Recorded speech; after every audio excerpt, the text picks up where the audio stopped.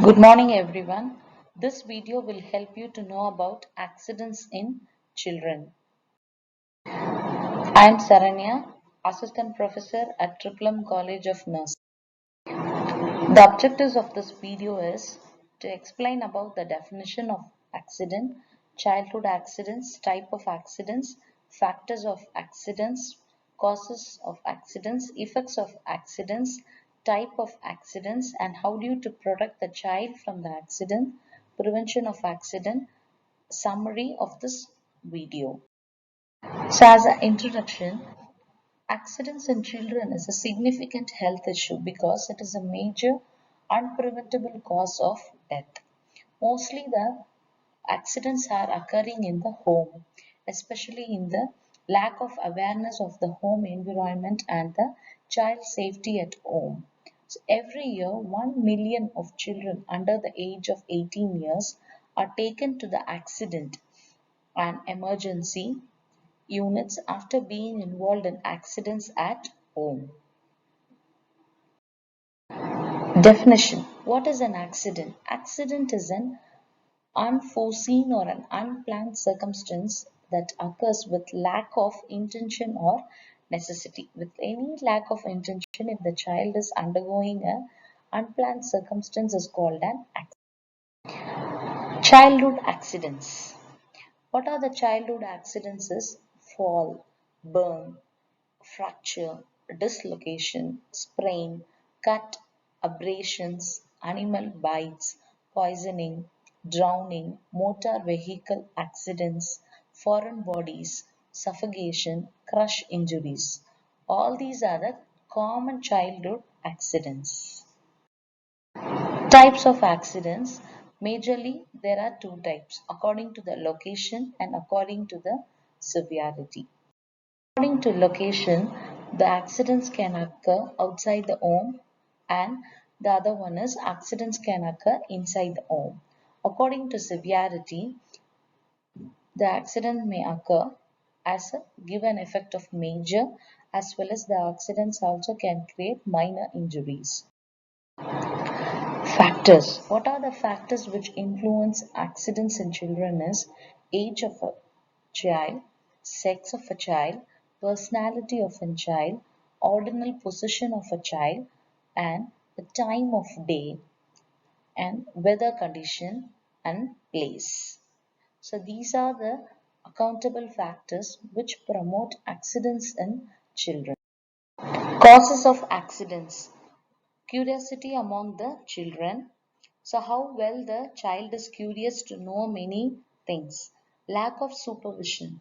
So, if there is no any adult to supervise, the child may result in accident. Lack of playgrounds. If there is no playgrounds around the house, and the child may not get the chance to play in the free area. So, the child invent new things at home, and the child may also prone for accident. Overcrowded streets. If the streets are overcrowded, the child may not have the chance to go out of the home to play. Impulses of the moment. How well the child is active. If the child is overactive and the child may prone for an accident. Lack of past experience and inability to a child to judge the danger.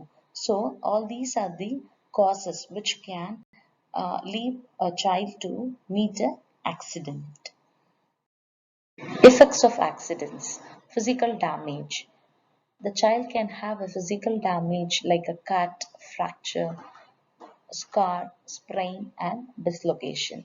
Psychological damage. The child may think the others may think the child is naughty or carelessness or the child is having too much bandages on the body.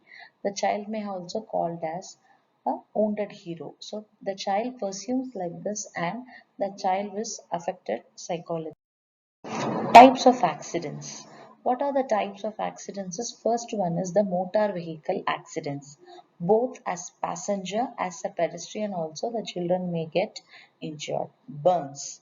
The child may get burned from any eating appliance like stove, iron box, heaters, etc. So what are the things? First is open fire. Fireplaces, outdoor fires, matches, lighters, etc. Next is hot liquids, that is moist burns, that is bath water or a cooking liquid, milk, coffee, tea, etc. Next is electric circuit, that is defective wiring and unguarded outlets. Next is strong acids and alkalis. Any acids or alkalis which is kept in the reach of a children can also cause a burn to the children. Next is drowning. That in the bathtub or the sink or the wells, in the swimming pools, ponds, ditches and rivers, the child can have the chances to drown. Next is falls. From the furniture or from the staircase or unguarded windows, terrace or balconies, the child can fall. Next is poisoning. Drugs like aspirin are antihypertensives, sedatives, tranquilizers, insecticides, or cleaning agents, kerosene, any drugs or cleaning agents or whatever which is to be not to be kept in the reach of children, the child may have the prone to have it or the child may go for poisoning.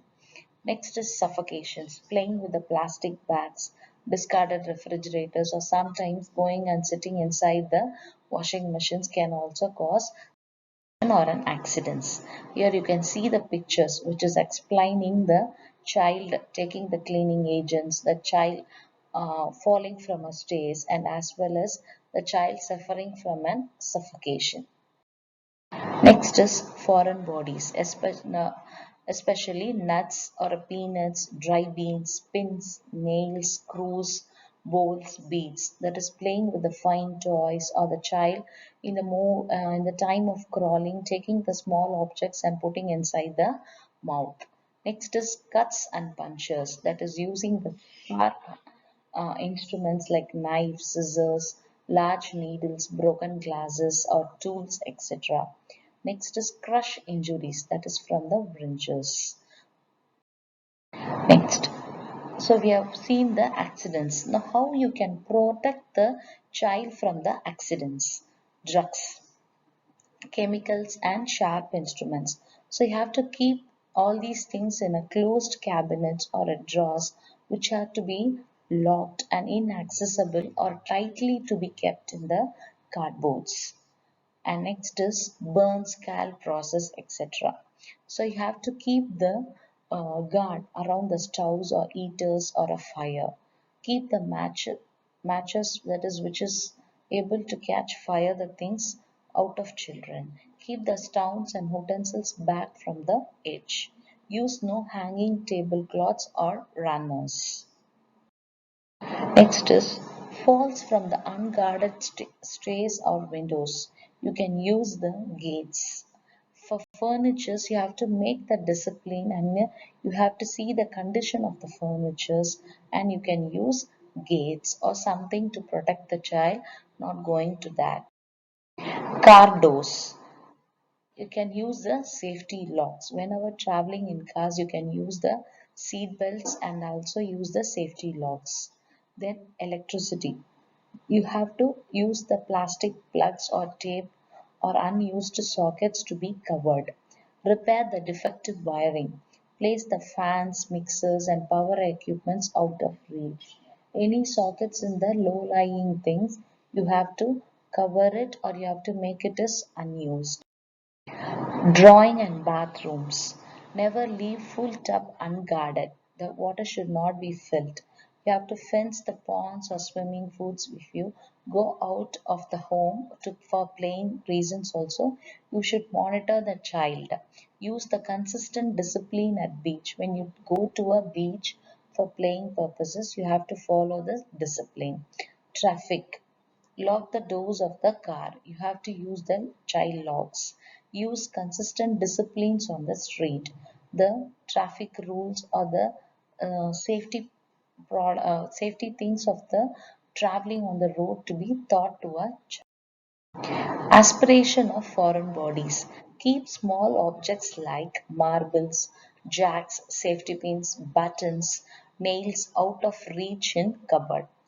Make sure the toys have no parts that are easily removable such as small wheels, eyes of dolls, etc. So these small objects can be ingested by the child and it can have the aspiration or choking.